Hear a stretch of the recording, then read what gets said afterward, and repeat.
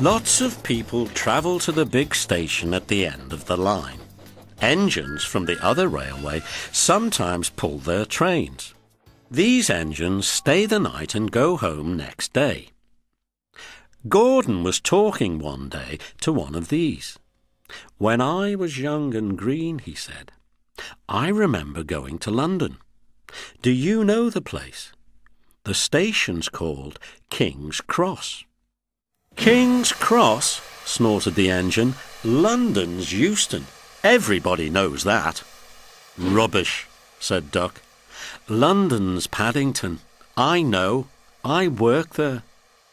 They argued till they went to sleep. They argued when they woke up. They were still arguing when the other engine went away. "Stupid thing," said Gordon crossly. "I've no patience." "Stupid yourself," said Duck. "London's Paddington. Paddington. Do you hear?" "Stop arguing," James broke in. "You make me tired. You both agreed about something anyway." "What's that?" "London's not Euston," laughed James. "Now shut up." Gordon rolled away, still grumbling. "I'm sure it's King's Cross. I'll go and prove it." But that was easier said than done.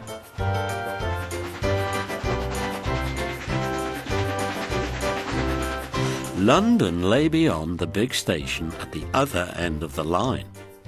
Gordon had to stop there. Another engine then took his train. "If I didn't stop," he thought, "I could go to London." One day he ran right through the station. Another time he tried to stop before the fireman could uncouple the coaches.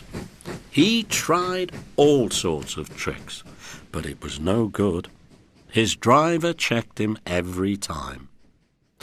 "Oh dear," he thought sadly, "I'll never get there." One day he pulled the express to the station as usual. His fireman uncoupled the coaches and he ran onto his siding to wait till it was time to go home. The coaches waited and waited at the platform, but their engine didn't come. A porter ran across and spoke to Gordon's driver. "The inspector's on the platform. He wants to see you." The driver climbed down from the cab and walked over the station. He came back in a few minutes looking excited.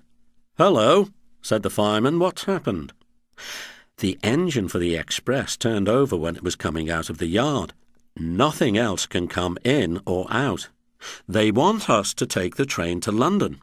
I said we would if the Fat Controller agreed. They telephoned and he said we could do it. How's that?" "Fine," said the fireman.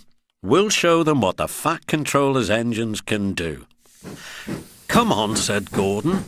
"Let's go." He rolled quickly over the crossings and backed onto the train.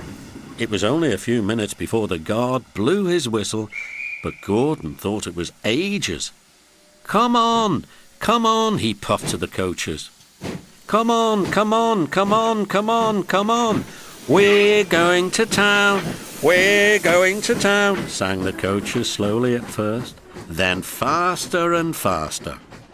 Gordon found that London was a long way away. "Never mind," he said. "I like a good long run to stretch my wheels."